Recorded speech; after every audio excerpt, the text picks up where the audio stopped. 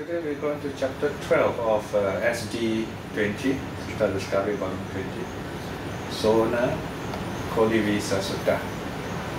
The Sona Sutta is quite a well-known title, so we're editing the word Kolivisa as the family name of Sona. There are quite a number of Sonas, name of famous monks in the Buddha's time. Sona Kolivisa story is very famous, very important. In simple terms, it's about the middle way, how to practice the middle way. Yeah? It's also about music, about the Indian guitar, if you like. It's called a veena. You can see the veena on page 121. And here's the, I don't know whether you can see clearly or not. There's a picture here. All these books are available online. You can go to the Dhammafera website, it's all there. In the story of the Buddha, you find many different kinds of people hearing the Dharma. They decide to become monks. They decide to become nuns. Then they practice in a very determined way. Yeah? So this teaching, this sutta also is about how to balance our practice. Sometimes we try too hard. You know, we don't get the proper result. Sometimes we don't put in enough effort. In other words, this is a strategy on how to meditate. A lot of people have the idea that meditation means you sit as long as you can, like a marathon, you know, some kind of a very, it's like self-mortification almost. So meditation is meant to be a pleasant exercise. It's meant to be something happy, in other words. So we go at our own way. There's nothing to achieve. No need to compare with people, right? If you go on comparing a meditation with people, you'll never progress because you start worrying, you start comparing. It becomes a hobby. Remember, meditation is just like breathing. Sometimes we breathe fast, sometimes we breathe slow, depending on our state of mind. So the idea is to be as calm and relaxed as possible. Meditation is a reflection on your daily life. So if you have had a difficult day, obviously you might have difficulty meditating. On the other hand, you could be surprised. If you just learn to relax, sit down, and you find this, you're just at peace with yourself. Or even more surprising, even in the midst of problems, and you find somehow your mind is calm, you make the right decisions, and you're able to solve problems effectively. Right? So you have two kinds of meditation here. One kind is, of course, the traditional idea where you meditate to get enlightened. I don't know how many of us here are trying to do that. We're not monks, we're not nuns. So it's not something most of us think about. But whatever it is, every effort you make, every minute, every second you meditate, you are one step nearer nirvana, so to speak. Doesn't matter how far, how many more lives, don't worry about that. The important thing is, as you journey towards nirvana, that journey is going to be safe and peaceful, and even if you go to difficulties, somehow you are in sight of that safe highway, so to speak. It's like a journey, you know. So as lay people, a lot of work, a lot of difficulties. Sometimes we lose sight of the teaching. But if you understand the nature of meditation and mental peace, you will never lose sight of this highway to nirvana, so to speak. Of course, the real idea of being a monk and a nun is to travel this highway and go as near as possible to nirvana, or even attain nirvana itself. So that's the one. They sit as long as they can, so many hours a day, go for retreats, sometimes for months on end, solitary retreat. That is why it's not proper, it's even rude to ask people how many hours you meditate a day. We never ask. We should never ask such a question to people. It is not proper question. Nobody asks that kind of question. People who do meditation, who know meditation, never ask that kind of question. We all know very well, it is not how long you meditate. It is how well you meditate. How long do you sit? meditation is not just sitting. As the Metta Sutta says, Pitang charang isinoa sahanoa yavatasa vigatamito Pitang sating atiteya. We should maintain, we should sustain this mindfulness. Whether standing, walking, sitting or lying down, as long as you are awake, undrowsing, keep the mindfulness. So, in simple terms, we can say there are two kinds of practice. One is sitting meditation, if we want to attain nirvana in this life, sit for as many hours as you like. On the other hand, there is this mindfulness practice. Mindfulness practice means you sit whenever you can, or we did about 20 minutes, 30 minutes a while ago. Anytime you can, you go to a beautiful place during your holidays, sit on a good place, you sit as long as you like. But in your daily life, you must be able to maintain a mindfulness. For example, when you're driving, you do loving kindness, so you don't get upset the driver in front of you. And then when you're sitting in the bus, there's a traffic jam, you do your breath meditation. Or when you're working, you know which meditation to use to be at peace with yourself, to work better, to clear your mind. So that is mindfulness practice. It's not, in a sense, it's not leading to any awakening, but it keeps you happy and safe. In that sense, you are on the way, on the path to awakening. So you have two kinds of meditation. So always remember, it's not how long you sit, it's how well you sit. Keep your mindfulness, either loving kindness or breath meditation. There are many other meditations, but these two are the key meditation. So this sutta tells us how to balance our meditation. This one goes a little deeper, okay? So let's look at the sutta itself. Now first look at the title on page 120, the big bold letters. This is chapter 12 on the top left-hand corner of the page. And then the title is on the top right-hand corner, Sona Kolivisa Sutta. The Sona Kolivisa Discourse. Second line is the translation of the title. And then you have the very important number, A6.55. This is the name of the number of the sutta. So if you can't remember this name, it sounds very exotic. You just remember A6.55. A means Anguttara, Anguttara Nikaya. The book of 6, sutta number 55. So that's the number you need to remember. It has got some other name also. Another name further down, next line, we know Pama Ovada Sutta. We know Pama, you break it up as Vina, meaning the Indian sitar. You can see the picture on the right hand page. Upama or Opama meaning comparison. Ovada means advice.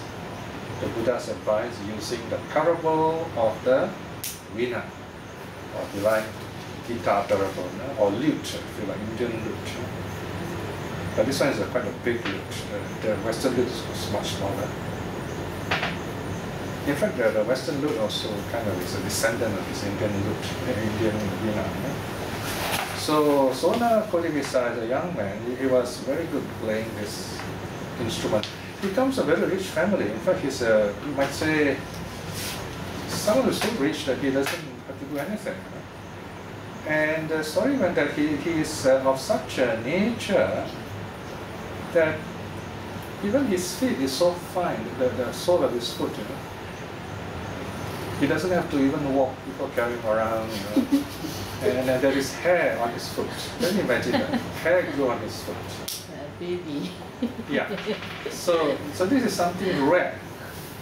In fact, it's so rare that King Bibisara was quite intrigued. King Bibisara said, "Oh, I must see this." King Bibisara brought along some big group of his, about 80,000 of his followers, just to see this rare thing. So we're talking about this very rare person, very rich young man, living a very structured life. So he heard the Buddha's teaching, and then he decided to become a monk. Although he's of such a gentle nature, and the fact that his feet are soft and hairy is going to feature in this sutta, because he's going to do walking meditation. Can you imagine someone with very gentle feet, soft feet doing walking meditation? He's going to suffer. But he did not give up. This is the interesting thing. Okay, let's look at the story, page 123. The Sona Visa discourse. Thus have I heard. Here Ananda, the Buddha's personal attendant, he memorized all the Buddha's teaching, the suttas. And thus have I heard, meaning this is what he has said from the Buddha. And he recited to all the assembled monks, and the monks recited after him. And they added in details, like where the discourse was taught and so on. So the next few words are given by we call the Sangha elders, the monks who gathered together in the council. They give out an idea, where was Sutta taught? At one time, the Blessed One was staying on Mount Vulture Peak at Rajagaha. You can still see Mount Vulture Peak now.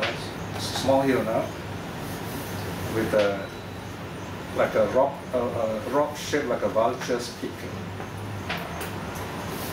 At that time, the Venerable Sona was dwelling in the cool forest, Sitavana, near Rajagaha.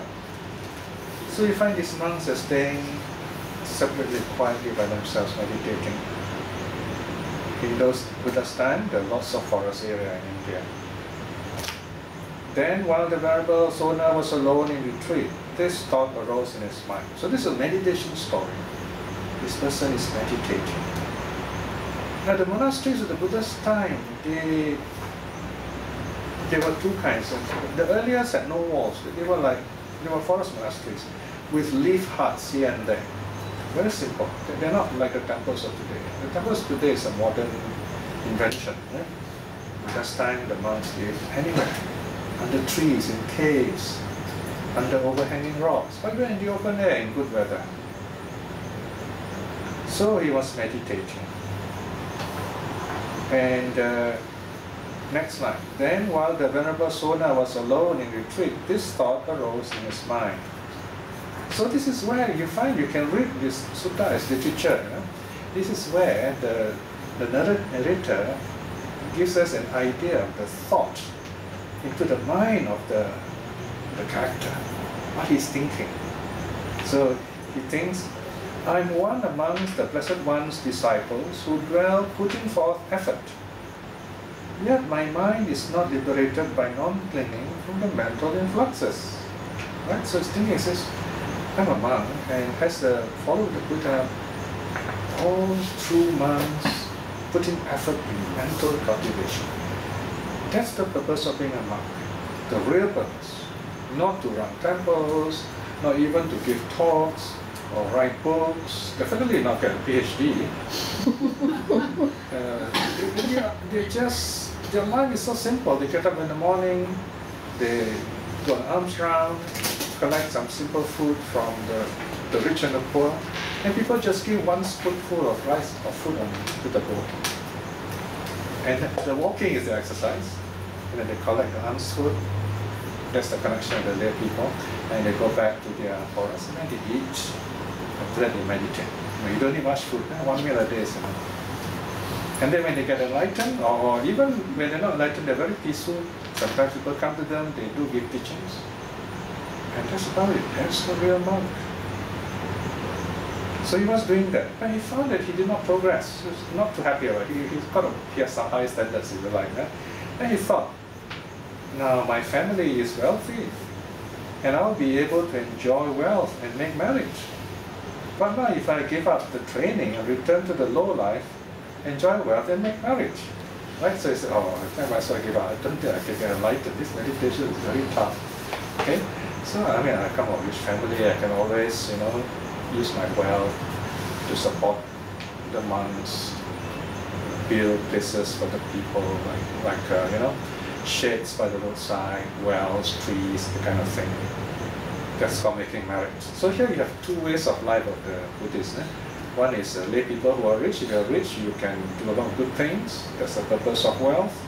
You can be at peace with yourself and make other people happy too, and everyone is happy on account of your wealth and goodness. Or you can become a monk, a monastic. So this thought was going on in his mind. But we're talking about someone whose karma is ripening, who's ready for awakening. And these are not simple things.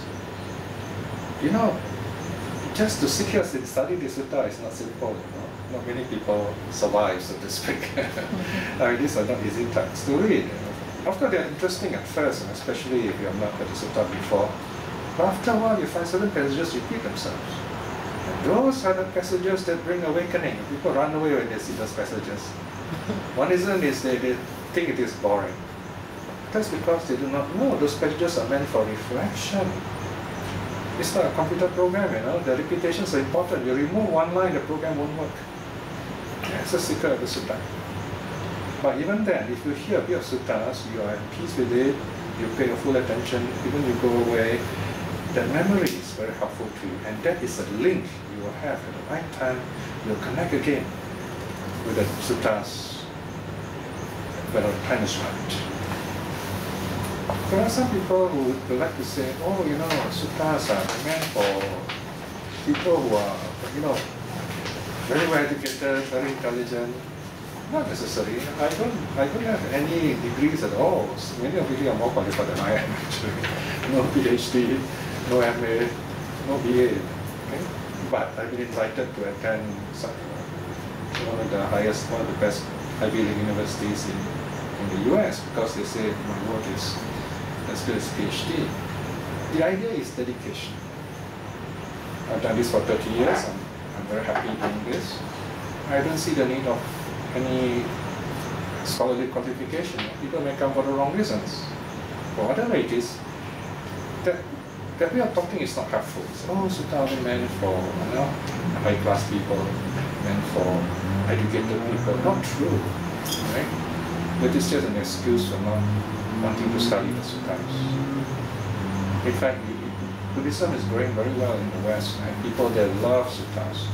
So if we in the East do not love suttas, then we'll be left out. We'll just be caught up with the talk show Buddhism. A lot of people go for Dhamma talks every Sunday regularly. But sometimes I wonder how much their lives have changed. I meet many of them. Sometimes they invite me for dinner and so on, or some meals, and then they serve me wine. I said, my goodness, difficult to know. You don't know 5 precepts, Or they'll tell me, hey, you don't have to declare your income, everything, you just enough, because after you got no money. I said, if you do that, you get caught, you go to prison. I don't earn much.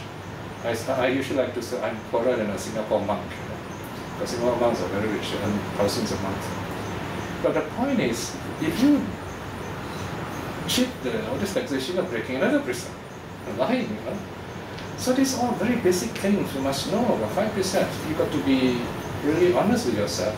And all the 5 precepts must be kept. So if you go on for all these thoughts and your life has not changed, something is seriously wrong with the kind of Buddhism that you are practicing, right? So that is why we need the suttas, because the suttas tell you. The Buddha says, pay your taxes, be honest, don't drink, don't gamble. There are some people, I even heard some of these temples, because when I go there, I don't wear robes, they do not know I'm a Dhamma speaker.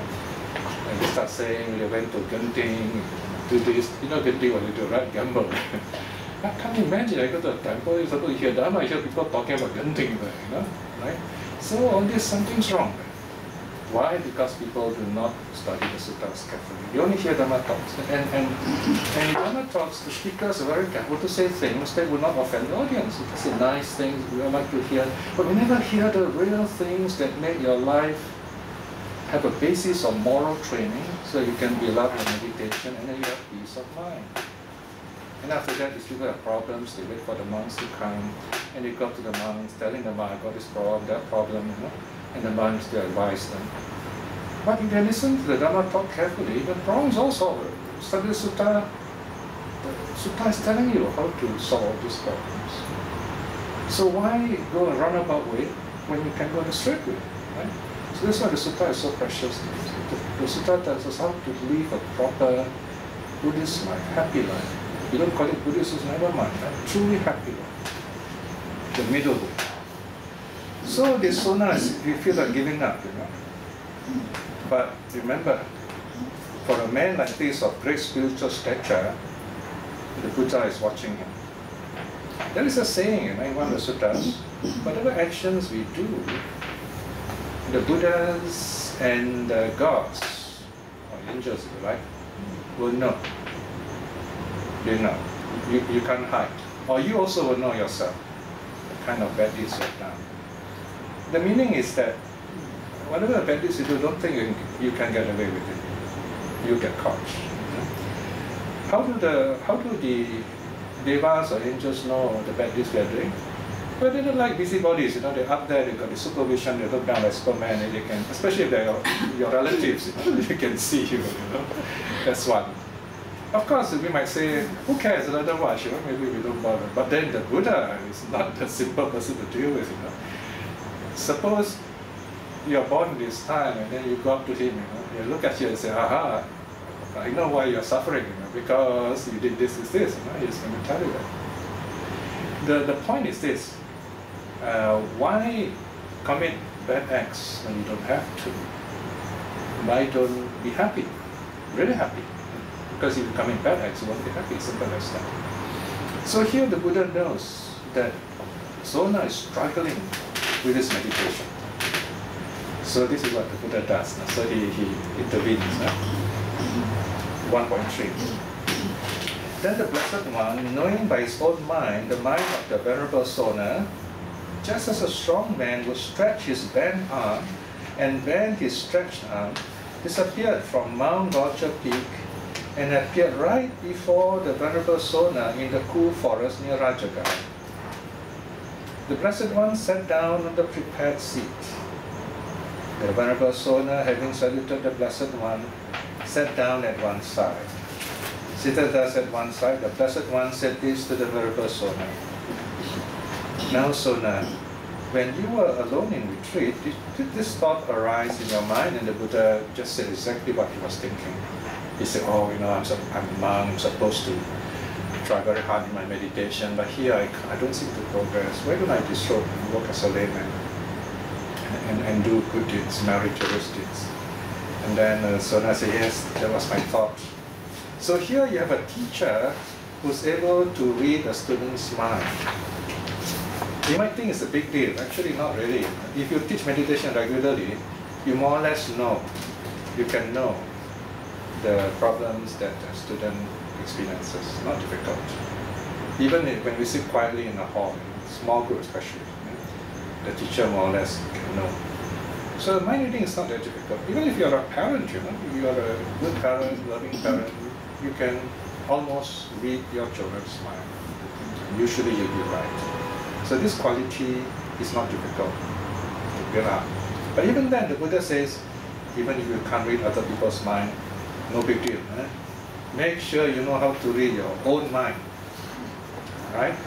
So here the Buddha knows the trouble that Sona is going through, and it appears to Sona. So here you see the Buddha is a very compassionate teacher. He goes to the student, and first of all, he asks, is it true? Right? So the Buddha doesn't assume, He first asks, is it true? Is the thought you have? Is this your problem? And then Sona says yes. So once Sona says yes, then the teaching begins. The parable of the Veena. So this is the teaching the Buddha specifically gives special teaching to Sona to help his meditation. 1.4.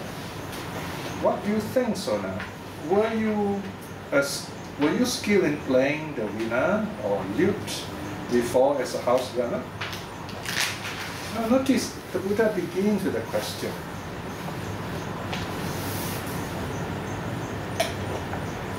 And this is very important to understand. The Buddha knows, the Buddha knew Sona was a lute player.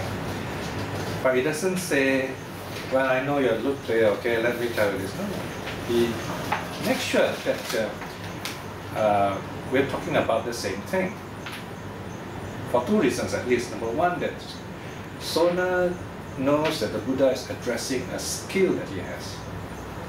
Maybe Sona is not sure, so the Buddha says, look, you were a Veena player before, right? So he wants to connect, mind and mind connect together. The next thing is for our benefit. The Buddha talks in this way so that when we read the sutta, we know. We say, oh yeah, okay, the Buddha is talking about this parable of this musical instrument. So of course, Sona replies, yes, he was a lute player before he became a monk. Next page, 124. What do you think, Sona, when the strings of your veena were too taut, too tight? Was your veena well tuned or easy to play? No, indeed, Bhante. What do you think, Sona, when the strings of your veena were too loose? Was your veena well tuned and or easy to play? No, indeed, Bhante. What do you think, Sona, when the strings of your veena were neither too taut nor too loose, but turned on an even pitch? In other words, properly tuned. Was your veena well tuned and good to play? Yes, Bhante. Okay, so here's the parable. So you have the parable and then you have the teaching. Yeah? These are two aspects. Yeah? So here the Buddha is beginning with something familiar, something we all know, something Sona knows, and it's going to lead on something that he does not know yet. But this is a very beautiful parable. It's showing that the Dharma, the Buddha's teaching, the tool of awakening, the tool of self-awakening, self-knowledge if you like, is not out there. You don't have to believe in anything out there. In fact, belief is not a very good thing, because belief means you're not sure, you're taking other people's word for granted. Here is knowing something for yourself. The Buddha says, you know the veena, right? Notice here, you know the veena, right? And Sona says, yes, okay. What do you know about the veena? If the strings are too tight, the string will burst when you touch it. If it's too loose, poor sound or no sound. But you tune it correctly, it makes music. So the Dharma also like that. You try too hard, you may not get it. You try too hard, too much energy, you can't focus. If you are too relaxed, you are sleepy, you can't focus. If you are too engaged with a lot of thoughts, you become very excited. If you are too easygoing, you might fall asleep. So middle way. Right? So we got the words of the world, worldly words, and then now we've gone to the spiritual teaching. Even so, it begins with the phrase even so. No? Even so, Sona, if energy is put forth too forcefully, it will bring about restlessness. There you are. Right? You try too hard, you get restless. If the energy is too slack, it will bring about sloth, indolence, sleepiness, tiredness, and rest. Therefore, Sona, apply your strength evenly and keep the spiritual faculties balanced, and therein grasp the sign. Yes, Bhante, the Venerable Sona answered, the Blessed One in essence. And the Blessed One had thus advised the Venerable Sona. He vanished from the cool forest and reappeared on Mount Vulture Peak just like that. Okay? So, there are a few things I need to clarify here. Number one, what is trouble that Sona faced? He was trying too hard. He was, according to the commentary, he was doing walking meditation. He was walking up and down, and refused to give up. In fact, he was trying so hard, trying to focus. He couldn't get it. He was trying too hard until his feet bled. You know, his feet are very gentle and soft, so it's time until the walkway was like the shambles, the story said. You know, it's like a slaughterhouse. There was blood there. He was stepping on it. And that's why after he gave up, right? He thought that he could not do it. Then the Buddha says you must balance the spiritual faculties. And there are 5. You all remember what are the 5? Let me write for you on the board. It's very easy to remember. If you draw a square like this, and you draw a circle in the middle, and then you divide up into 4 quadrants.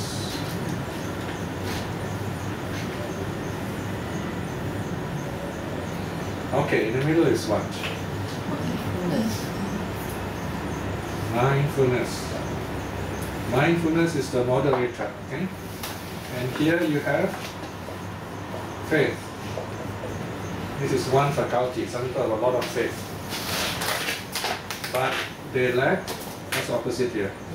Wisdom. Okay. So these are opposite qualities. Some people have a lot of energy or effort. They need concentration. Concentration. So this is balancing our practice. The 5 spiritual faculties. Panchendriya. So you notice here, feeling, thinking, body, mind. Here's mindfulness. Mindfulness is the moderator, balancing out our practice. If we have too much faith, then we might not be able to, we might lack wisdom. So we blindly believe, then we might not be able to get things right. Or fear may arise when we think, oh dear, I've done something wrong. So you need wisdom.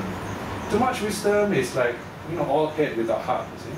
So you need wisdom, at the same time have some faith. Faith meaning just to let go of the knowing for a while, just be at peace with yourself. Yeah, energy is like bodily effort, physical effort. Go on, lots of physical effort, but not applying the mind to it. Here, whereas a lot of application of the mind, but the preparation of the physical aspect, like sitting and so on, is not proper. Okay? So you've got to be mindful. Mindfulness is like when you're driving, when to change the gear, you're speeding or slowing down, something like that. Right? So you've got to balance up of these 5 qualities. So, Sona did just that as the word advice. So in a sense, it's a teaching on the 5 faculties. Meditation, we've got to balance this up. So how do you cultivate faith? One way is lots of loving kindness. And if you're happy, you have a lot of faith also. So it's a joyful faith, not faith through fear. In Buddhism, we never say fear the Buddha. We never say that. We say cultivate love, and you will have faith. Then wisdom, you do a lot of breath meditation. When you are at peace with yourself, you can study better, you have better attention span, and so on. And then energy is, of course, your good health, right? Looking like doing a bit of walking meditation. And concentration is knowing which meditation is best for you. Normally, it's a balance between breath and loving kindness. Right, so 2.1. Then the Venerable Sona, in due course, applied his energy evenly and kept the spiritual faculties balanced or harmonious, and therein grasped the sign. Grasp the sign. That's the key idea. What does grasp the sign mean? It's a meditation expression. It means to be able to direct your mind and help your mind stay with the meditation object. This is one way of talking now. Take for example the breath meditation. Someone tried breath meditation, could not get it. Maybe he doesn't have faith. Oh, this thing, I don't think I can get it. Not enough faith. Then he studies sutta, comes to sutta study, and says, oh, this is how we do it. Then his wisdom arises, faith also is strong, and then he puts in the effort, he gets concentration. So slowly he's able to, his breath becomes more peaceful, right? He does the counting, and then the in out, and then he's able to see the spaces between the breath. It feels very peaceful. And then the breath becomes wonderfully peaceful. Usually it appears in the form of a bright light, right? So then he just keeps his mind there. That is one way of understanding. He grasps the sign. Another way is simply, you know the breath is there, you know that the peacefulness of the breath is there, it's a joyful feeling, you just keep your mind there. You keep your mind on the meditation. You grasp the sign. Some details are there on Note 24 if you like. You can read this in your free time. So he's able to grasp the sign. He's got it, in other words. Then dwelling alone, aloof, diligent, exertive, and resolute. The Venerable Sona, realizing it for himself, through his own direct knowledge, in this very life, entered and dwelt in that unsurpassed goal of the holy life, for the sake of which the sons of family rightly go forth from the household life into homelessness. Right? Here again, notice this long sentence. It simply means the purpose of becoming a monk, a nun, the true purpose of becoming a monk and a nun is to awaken in this life. And to do that is to practice proper meditation. Not chanting, not becoming great scholars. It's not, you can become great scholars if you want, but meditation is very important. Okay, so that's the meaning. And then the result, next line. He directly knew. This word directly is very important. He sees for himself, not through anyone else's knowledge, his own experience. Birth is destroyed. The holy life has been lived, done what had to be done. There is no more for this state of being. In other words, no more suffering for it. Birth as we understand it, suffering as we understand it is no more there. He is liberated, fully liberated. Notice here again, we don't talk about going to heaven or anything. It is here and now, this heavenly state arises. And the Venerable Sona became one of the Arahats. The word Arahat simply refers to a fully liberated saint. His mind is totally free, he's happy. Imagine someone is totally free from anger. No more anger. He's calm and peace with himself. Totally happy. That kind of saint, if you like. It's a very rare person, but it's possible. Okay? We don't have to be this kind of saint if we can't, especially if people are busy, but we can become stream winners. Stream winners is the first stage where we will keep to the 5 precepts. We respect life, respect people's property, respect the person. In other words, we don't commit sexual misconduct. We respect the truth. And number 5, the mind. We don't take drinks and drugs to confuse the mind. You will naturally keep the 5 precepts. And if for some reason you break them, you will quickly know why, and then you will correct yourself. Then you're on the way to becoming a stream winner. The stream winner, in other words, will never fall below the human state. To fall below human state means what? You behave like an animal, lots of fear, ignorance. You behave like a hell being full of violence and suffering. You behave like an asura. Asura is a fierce demon who exploit people, who look at people and just measure people and say, how much are you worth to me, that kind of idea. Those are the asura demons. And the pretas, the addicts, they can never be happy, never satisfied with anything.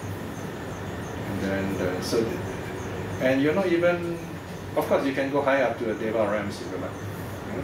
But the human realm is good enough. Because in the human realm you can experience all these joyful states if you are at peace here and now. So, he's an Arahant.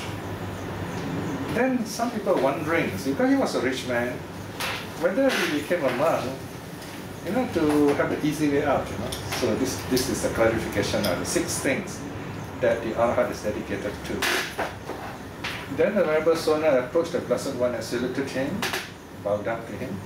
Having saluted him, the Venerable Sona said this to the Blessed One. Bante, Bante simply means sir. In Malay we say Tuan, right? Bante. A monk, an Arahat with mental influxes destroyed. Here mental influxes simply means all those things that bring us suffering and birth and so on. With the mental, they got influxes because of all this data going through our 6 senses, eye, ear, nose, tongue, body, and mind, and then we get troubled like that. So they're called influx. They go in. All that are destroyed. The Arahant is not troubled by that. Having lived the holy life, done his task, laid down the burden, attained the goal, utterly destroyed the fetters of existence, in other words, no more rebirth, and is rightly liberated through direct knowledge. Rightly liberated. In other words, it's not some kind of Satori experience or some kind of endorsement of awakening. In some tradition, it's the teacher who decides whether you're enlightened or not. It's not that kind of awakening. It's not a certified kind of thing. It is. It's like you awake in the morning. How you awake in the morning, nobody needs to certify whether you're awakened or not. You know you're awakened, right? So direct experience. And it's intent on, in other words, dedicated to 6 things. So it's Arahant, the great saint. He has 6 wonderful qualities. He is intent on renunciation, solitude, non-violence, the destruction of craving, destruction of clinging, non-confusion. 6 things. So these 6 things are special to this sutta. Let's examine what they are. Section 4, dedication to renunciation. It might be, Bhante, that a certain venerable here might think, could it be that this venerable is intent on renunciation on account of mere faith alone? Right? So this is to dispel any kind of speculation of doubt. Because sometimes, new monks, they might wonder, wow, this rich young man became a monk. Now he says he renounced that home. Is it because just pure faith but no wisdom? No? Bhante, it should not be seen thus. This is the wrong idea.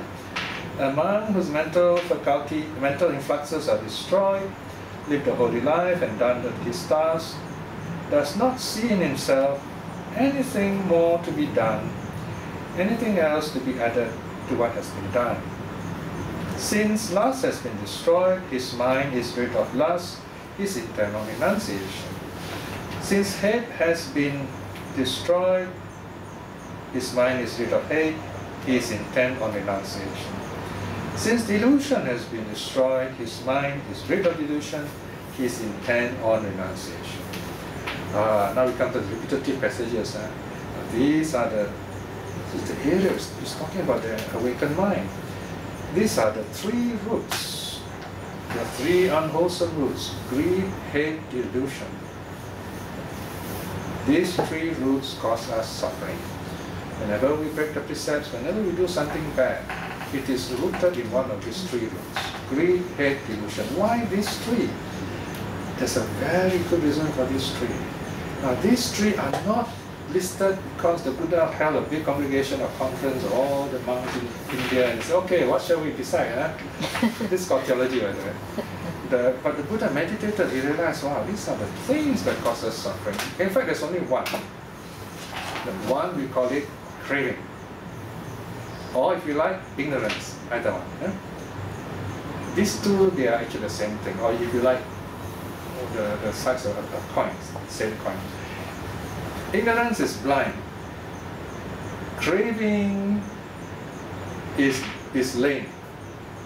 So it is said that craving climbs on the shoulder of ignorance, because craving cannot walk. Craving is one this, one that, and whereas ignorance is blind.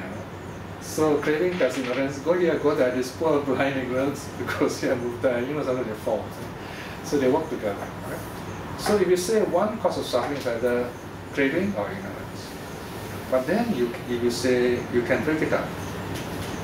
Craving means we feel that we have a lot of things missing in our lives, and because of that we crave for this, we crave for that. Why? Why do we do that? Because of our ignorance. But we can go deeper. Why do we have craving? For example, why do we want to have the best new iPhone, or new computer, or new camera, or new car, new house, whatever, or a nice holiday, and so on and so forth. Just because we compare with other people. Right? Our friends tell us, oh, I got so much money, I got 10 million, so you got 11 million, to outdo him, right? So we all start challenging each other. Then we won't be happy.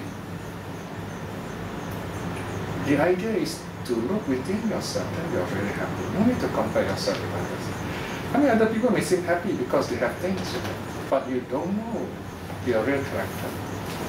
They are suffering. You touch anyone out there, they all will tell you they have some suffering. So it's not wise to compare ourselves with others. If you do, craving will set in. So craving, a simpler word for it is greed. Okay? Then the second root is hatred. So craving is something you want to get.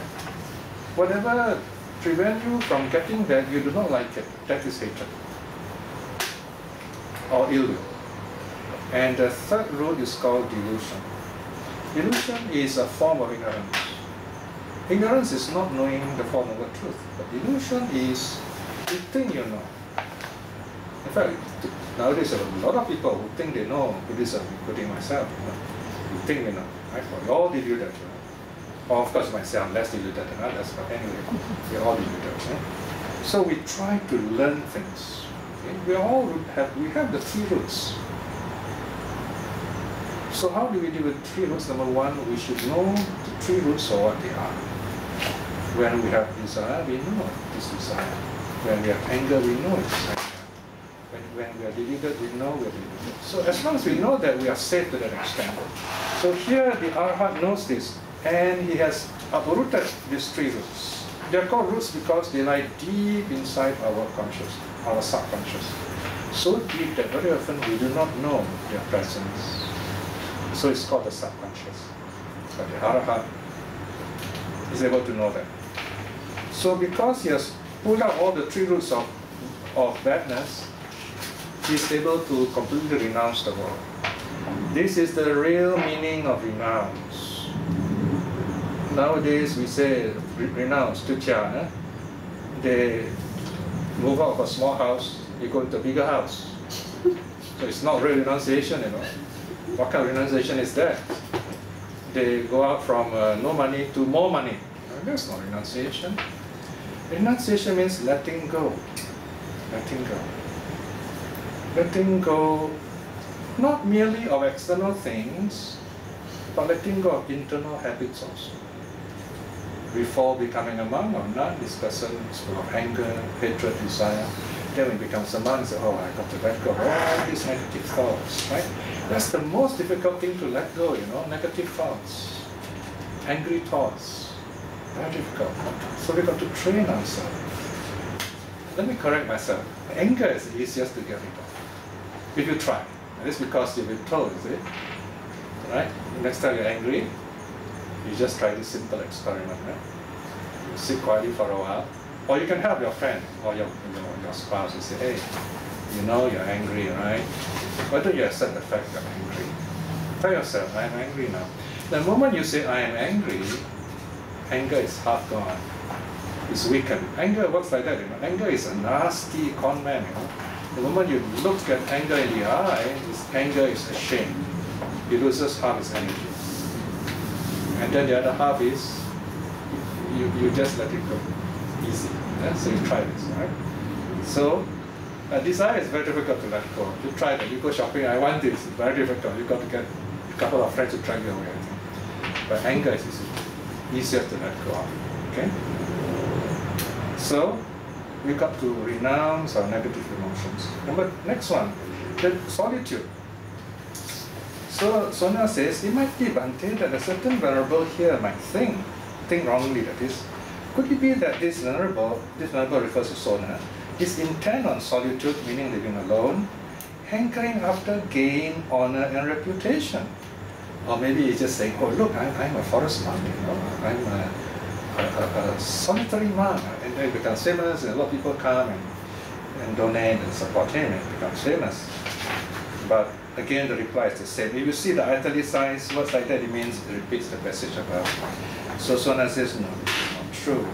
I've already given up all these three roots of badness. I pulled them all out, so I don't need all this reputation and honor and donations. Forget about it. Alright? So I'm happy just being myself. Solitude means like the Buddha sitting all alone under the Bodhi tree, without anyone else, sitting there in peace. When you meditate, you've got to be alone. You want to be at peace, you want to be wise and intelligent, you have to be alone. In the greatest moments in your life, you have to be alone. When you're born, you are alone. When we die, we're going to be alone. So, this was very important in our lives. That's the time of spirituality, of the spirit. You've got to be by yourself. Not something to show off to others. Number 3, dedication to non-violence. Right? So here, the wrong view. It might be, Bhante, that a certain Venerable here might think, could it be that this Venerable is intent on non-violence, but is backsliding from the spiritual core, clinging to rules and rituals? Or he's just, performing rituals, and it's not actually non-violent, it's just, doing all this priestly thing, conducting ceremonies and telling fortune and so on. So he says, no, we don't do that, because the Arahant is already awakened. It's uprooted all the 3 roots. So you will never do all these things. And then same thing, the last 3, craving, clinging, confusion. So the Arhat is dedicated to destroying craving. It's already uprooted the 3 roots. How are craving and clinging related? Craving is you don't have the thing yet. You have not got it yet. Just like those people waiting, lining up overnight, camping to get a new phone, not just a little one. I don't know why they do that. So the whole night waiting, it's quite tiring. And then finally when they got it, they hold on to it. And they do not want to let go. Okay, once you get it, you hold on to it. But we know very well, in this case, they could throw it away after a while when the new model comes out. Okay? So that craving starts all over again. And the last one is non-confusion. Non-delusion, right? It's more or less the same. This is where we are very clear, right? For example, now we've got a new model of the OS computer coming up. I forget the numbers now. I think it's Windows 8. I don't know how many versions could they come out now. Right? So I'm quite happy with the version I have. Sometimes I say I don't think I want to do the new version. So this is where we got to be wise. Do we really need this? What do we need? Is this enough for us? Of course, if you think there is a need and it helps you break in, go ahead. But the point is, do not simply follow trends in fashion.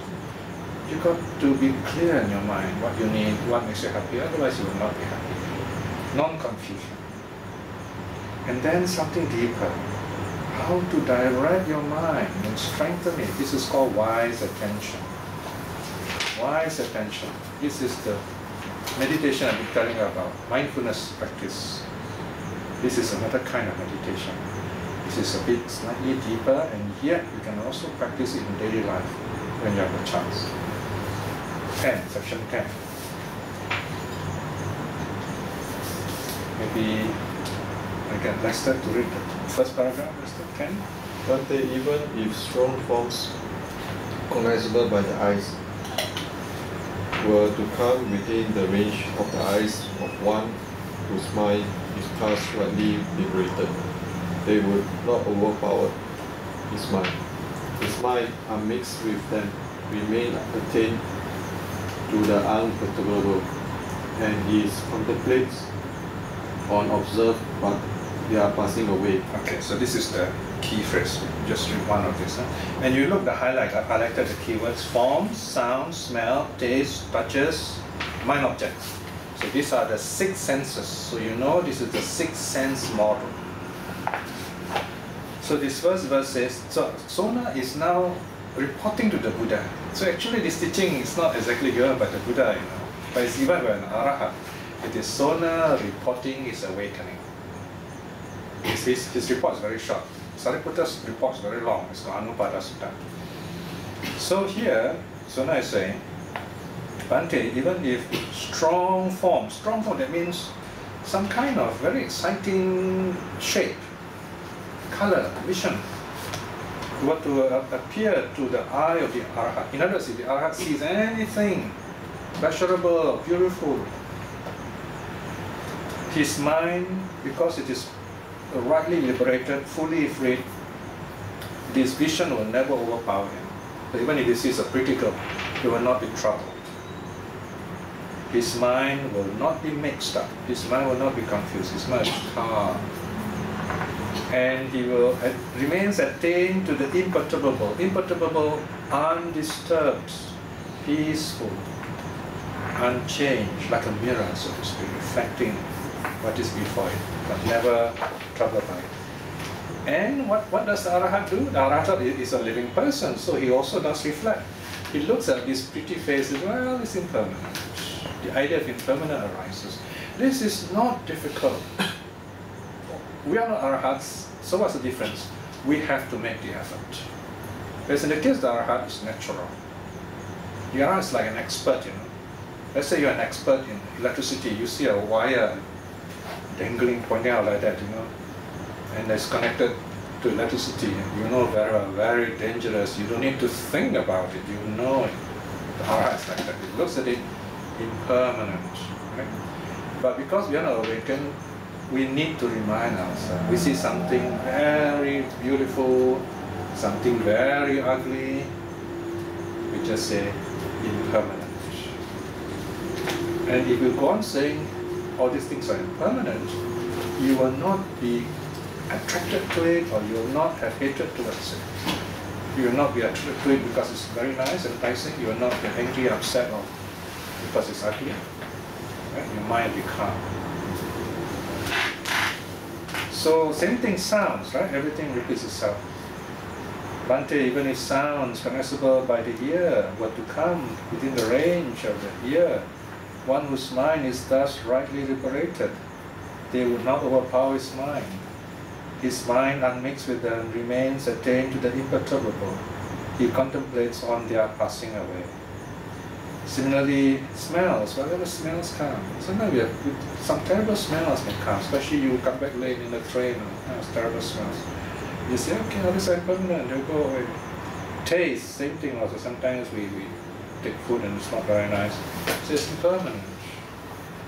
Touches, xiaxia means feeling. For example, too warm, too cold. We say it's impermanent. Let it go. The last one is important. Okay? Bhante, even if strong mind objects, cognizable by the mind, were to come within the range of the mind, of one whose mind is thus rightly liberated, they would not overpower his mind. His mind, unmixed with them, remains attained to the imperturbable, and he contemplates their passing away. So sometimes negative thoughts come to our mind, painful thoughts, painful memories. You can get carried away by these negative thoughts. So remind yourself, this is impermanent. This is impermanent. All is impermanent. This is a very important instruction in counseling, and also for ourselves. When you do that, you find it won't trouble you. These two shall pass, so to speak, yeah? Impermanent. In fact, if you regularly meditate on impermanence, you're on the way to awakening, streamlining. Then we are nearing the conclusion now. So now you have everything closes with a parable. Sona himself used this parable of the rocky mountain. Suppose, Bhante, there were a rocky mountain of singularly solid mass, complete rock, with neither crack nor cleft. This is solid rock. Now even if heavy wind-blown rain were to come from the east, it would not be able to quake, shake, or move it. Or even if this strong, heavy wind-blown rain were to come from the west, or from the north, or from the south, whichever direction, this heavy typhoon, if you like, it cannot move the mountain. Even so, Bhante, if the Arhat sees strong forms to the eyes, sounds to the ears, smells to the nose, tastes to the tongue, touches to the body, mind objects cognizable by the mind, the person will remain unshaken. Right? So this is where we use the parable of the rock as a meditation. A lot of people do not know this, you know. A lot of people study sutta and say, oh, it's a parable of the rock, that's all, and forget about it. After they can't even remember this, they do not know. You ask them, where's that a parable of the rock? They can't remember. Because they do not know. This is actually not just a parable. It can be used as a meditation. What kind of meditation would this be? Earth meditation, right? For example, let's say, especially young people, little children, you know, they feel a bit lacking confidence. You tell them, okay, now maybe to sit down peacefully. Imagine you're a mountain. And what kind of mountain is it? It's a rocky mountain, solid, no cracks, no cleft, right? And you are this mountain. And then the wind comes from the east. And in India, they think they always take the east first with rising sun. Strong wind comes from the east. Will the mountain move? Not at all. And then the wind comes from the west, and the north, the south, the mountain is calm. Right? So the winds are all those troublesome things that frighten us. Right? So we reflect on this mountain. We can use this mountain to reflect so that we are calm and strong, and no negative words will affect us, no negative thoughts will affect us. So this is another kind of meditation we can do. There are 40 different kinds of meditation. Those are the main ones, by the way. There are many unrecorded meditation that Buddha has taught, and this is one of them. So, the sutta ends there with Sona's verse. Intent on renunciation and on mental solitude too. Intent on non-violence and on clinging to destruction. Intent on cravings, destruction, and on non-confusion of mind. Having seen the arising of the sense bases, the mind is rightly released. For a monk who is rightly released, his mind is at peace. There is no more to add, to be done. No more to be done. Just as a solid mountain of rock is unmoved by the wind, even so form, states, sounds, smells, touches, and all states, desirable and undesirable, shake not such a one.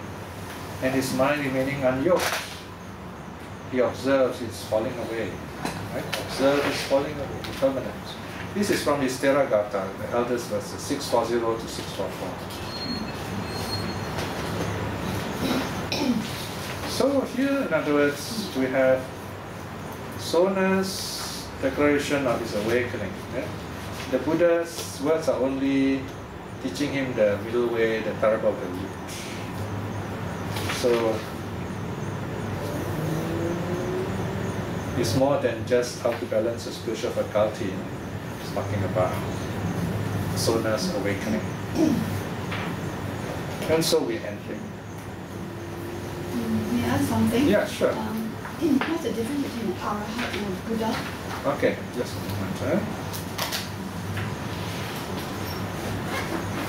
Now the Buddha is an Arahat, but not all Arahats are Buddhas.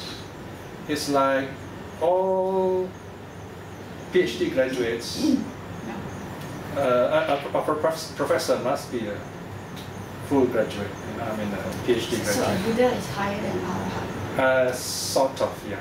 So there is only one Buddha? Correct. You only need one Buddha. The Buddha is the one who discovers this natural condition of suffering and how they arise. And He's the first one? Yes, the first person, only one, within a certain time frame. So he's called Arahat. Okay? So this Arahat, if you are an Arahat, would you, can you say that an Arahat has achieved Nirvana? Yes. He has also achieved Nirvana? Yes, same Nirvana. The one difference is wisdom. Okay? Between the Buddha and the Arahat? Correct. Imagine the Buddha as someone who's lived through many, many lives, and he is determined to find out the nature of suffering. So I've gone through all the possible kinds of suffering that anyone can go through. It's not something we all, don't even dare to think about, but he's gone through that. So I like to say this, he's like someone with a PhD in suffering. He has gone through all the suffering, so you tell him anything, he knows. And he knows the way out. Suffering is a fundamental truth. And he knows the cause of the conditions leading to it. And he tells you how the goal, the nirvana, and then he tells you how to get out of it. Wouldn't an Arahat be able to do that? After all, he has also achieved the same... Yes. Yeah, he is able to do that, but through the Buddha's teaching. Because by himself it's not easy. There are cases where there are certain people, when there are no Buddhas, they could also get those awakening. But then they do not have the skill or the ability to teach in such a way like the Buddhas. But the Buddha also is very wise, able to teach different teachings that will suit different mentalities, different minds. It's not something easy. So the Arahat, in other words, is just like an ordinary graduate, whereas the Buddha is like this professor. Yeah, okay. And then in this story, the Buddha is able to vanish from the Mount, whatever, vulture peak, and suddenly appear in the two forests. Yeah. and after that he's able to disappear from the cool forest and go back to the north. Yes. So, alright, I would just know, this story, does it take place within the Buddha's natural lifespan? Yes. It does? Then, Okay. then how is it possible that he can... Yeah. Okay, here we have different ways of explaining this, two main ways actually. One is that people who go into deep meditation, the meditation is so deep that they are able to control their body and mind. So much so that they can even, they have what are called psychic powers. Okay, so this is definitely possible in the Buddha's time, according to the stories. Here, in other words, what we're saying here is that if you are able to control your mind, your body can do almost anything to defy the law of physics, as it were. Okay, that's one way of taking it. But most Buddhists would not take such stories seriously because it's very hard to talk about these things in our modern time. If you will say, how do you prove this, for example, right? So there's another way of explaining this. Because remember, this is literature. These are stories. The idea of this story is to give us the teaching about mental peace. And the teaching of the mental peace is very clear.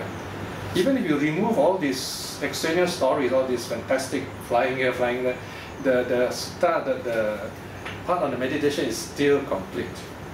Okay. So, in other words, you don't need those stories. Eh? Yeah, but I find it... it's godlike to True. be able to... Yeah. So that's why I say the second explanation. Second explanation is we can say that in this case, the Buddha could have communicated psychically with him, mind to mind. That's one possibility. Or he could have recalled the teachings given by the Buddha. So there are three explanations. But if we talk like that, the Indian audience won't listen. The Indian audience of 2,000 years ago, not to say 2,500 years ago, they love stories. So this is this is a problem of the teachers and the preachers. They have to tell stories to entertain the crowd. And in most religions, you find lots of miraculous stories. Yes. And more and more intelligent people are beginning to less and less believe in the miraculous stories. So that is why we don't bother so much about this. Even if a Buddhist says, I don't believe in this, okay, no problem. The Buddha gave us one teaching, I think we'll have to close with this one. He says that when you read a text, you've got to ask yourself, is this meaning already there, clear in a factual way, or you've got to draw out the meaning? In other words, you've got to, what's the Buddha saying? Is he using a figure, a parable, or is he talking in a factual way? When you talk about someone flying here, flying there, you talk about animals talking, you talk about even the concept of person. These are what I call figurative way of talking. When the Buddha says, reflect on impermanence, right? So of course that's factual. So it's up to us. We can, as Buddhists, say, okay, this is story, so I can don't bother about it. For example, there's no problem for the Buddhist who says, oh yeah, it's a very nice story, the Buddha flies here, flies there. The Indians like this kind of story. But we don't take that seriously in Buddhism. We just take it as a story. What we want, those are embellishment to capture the imagination of the audience, and after that they are calm and rested. Then the Buddha talks about this. You notice only at the end, those meditation parts come in. That's the real story, so to speak.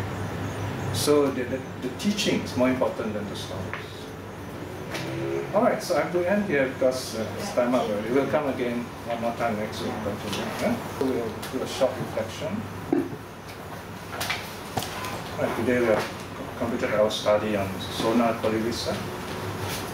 In this teaching, we look at the awakening of an Arahat, who shows how he struggled at first, putting in a lot of effort. And in a way, he failed. And the Buddha teaches him to moderate his effort, follow the middle way. So this is to remind us to look at things in the middle way. And the answer lies in the middle, so to speak.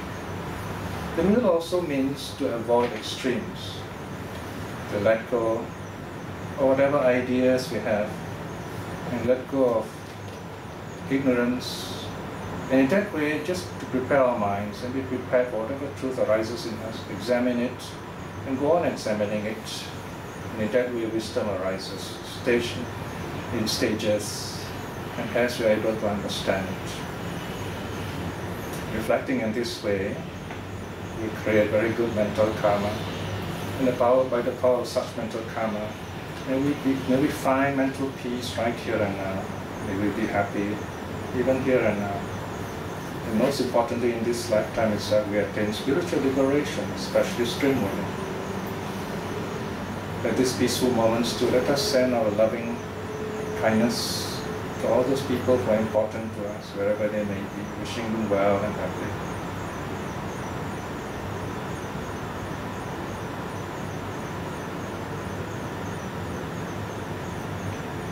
May all beings be well and happy. Sadhu.